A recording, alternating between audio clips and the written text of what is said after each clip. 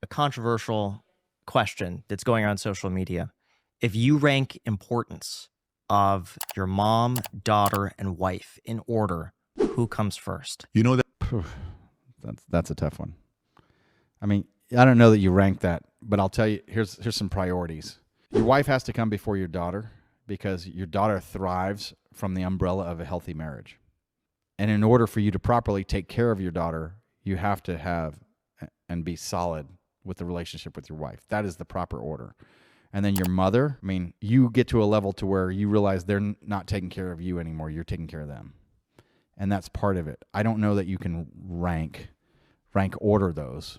that's a cultural question, because the question used to be, if you're on a boat and it's your mom, your daughter, your wife, you can only save two. Who do you throw off the boat? In answering that, your mom, your wife, your daughter, you can only save two. Unacceptable. Kobayashi Maru.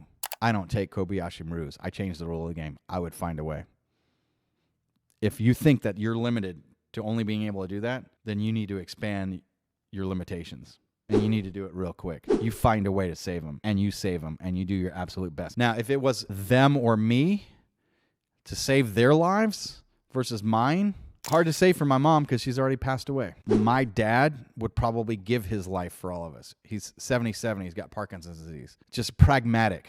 We've got a lot more life lived. Statistically, a lot more life left to live. I think my dad would probably give his life. And what would I do? Me versus Summer. I would definitely risk my life to save Summer. If I die trying to save my wife, so be it.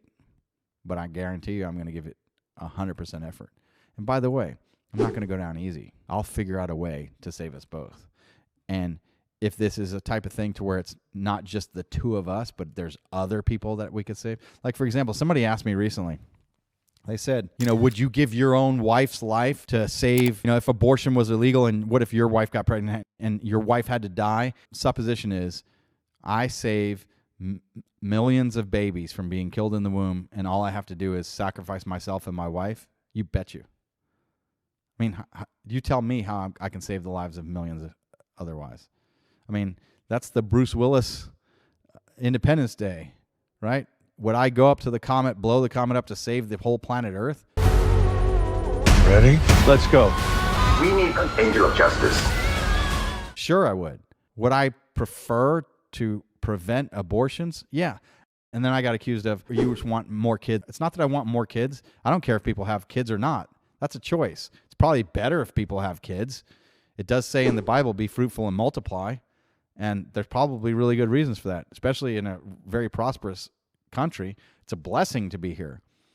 But my belief is that a life is begun and exists at the moment of contraception. And so I don't think that life should be terminated, especially, not too far after that.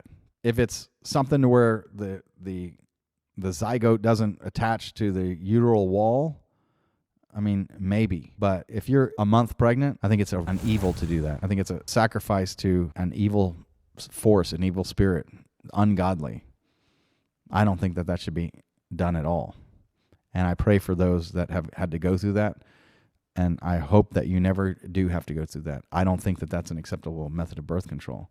But to save hundreds of thousands of people, if it was, okay, they need my life in order to do that, or I have to be the one to go up and destroy the comet, not just like, oh, okay, well, we're going to vote for that, and then we're going to kill you for no purpose whatsoever. That would be silly. But if it's I can actually be the guy to go up and blow up the comet, and I'm not coming back, but I'm going to save the entire planet Earth, and we know that to a level of certainty that's worth me risking my life. Simply, would I trade my life for hundreds of thousands of lives? Sure. I would. I would. And God and I would be cool with that, I think. Or I'd make my peace and I'd say my prayers with it. And would I want to leave my wife and family? No, obviously not. But do I want to protect that many lives? And would I choose the good of the many over the good of the one? That's the Star Trek II paradox. When is the good of the many better than the good of the one? When is the good of the one more important than the good of the many? When would you risk many in order to save one? If I was in a Marine squad, I'm on SEAL Team 6, and one of our guys is back in there, and we need to get him out, I'd go get him too. There's differences between a large group and a small group. Difference between a family and a society. Different rules. Not always the same. One of the problems with communism is it works great in a family, doesn't work at all in a society. And, capitalism, does it work inside of a family? Like, am I trying to make profit off of my kids? I mean, I don't know. It's not as bad as trying to have communism among a society. That's far worse. But I'm going to be taking care of my kids. I'm going to be taking care of my pets. I'm going to be taking care of my family, my wife. My extended family. Do I want to take care of them? Yes. I want to do like Patrick Bet David does. He takes care of his dad. He has an expression. My dad never has to come out of pocket. His wallet stays. Do you protect the extended family? Yes, absolutely. That's the thing that you need to do. And that's what I like to do and want to do.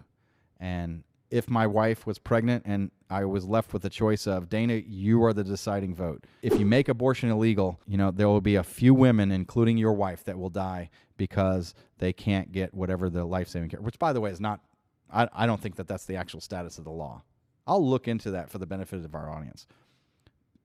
And I'll report back about here's exactly, maybe we'll do a state by state, country by, exactly what it is and what happens if the life of the mother is in risk and what really is a life of the mother as opposed to, the mother's mental health. Somebody on the thread said, you mean that the mother's mental health is not as important? You don't care about the mother's mental? I'm like, I do care about the mother's mental health. But her having emotional difficulties versus murdering her child in the womb, the life of the child is more important than whatever emotional difficulty she's going through.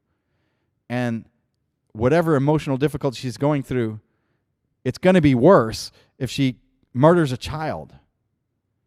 And even if she reconciles herself with that, she's not going to get in life to the point that she would be if she hadn't have done that act. Because that act has to carry with you. Not that it's required to. But what I'm saying is that I don't see a way that it doesn't in reality. It's a terrible thing for that. And, would I make those sacrifices? Yes. That's it's funny. I've never heard this. Oh, yeah. That's a question that we used to debate 20 years ago. And you would hear Hispanics most often would save the mom's life because it's who that means the most to them. Americans choose wife. I'm going to save my wife because my mom's already lived her life, and my wife and I, we can have more kids.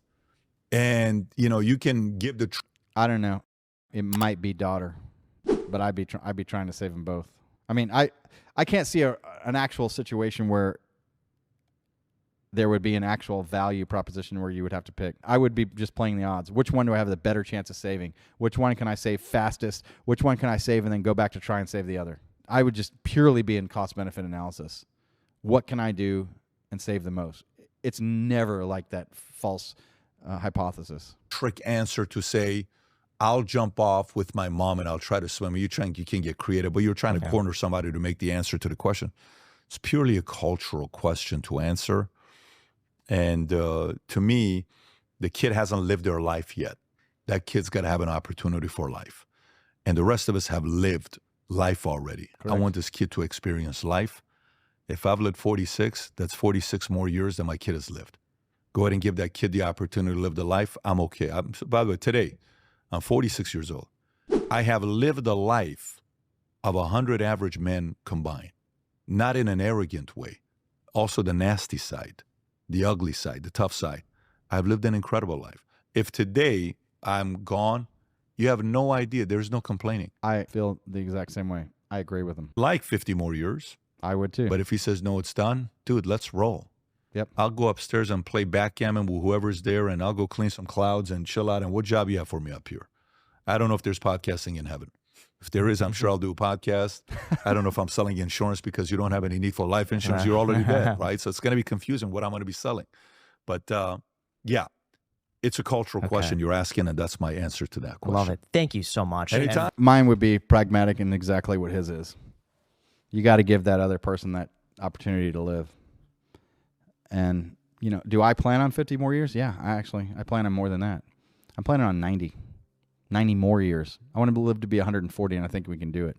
And I've seen some things with regenerative and nutrition and some of the technologies that are coming out, and it's likely that that's able to happen. I think we can live for quite a long time.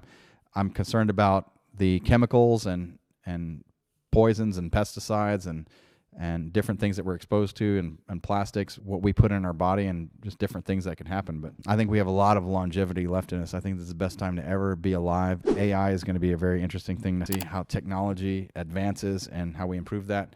And there's a lot left, and that is why we're doing this podcast, in order to try and give back and to protect the future so that you, our viewers, and our audience can learn and improve and inspire.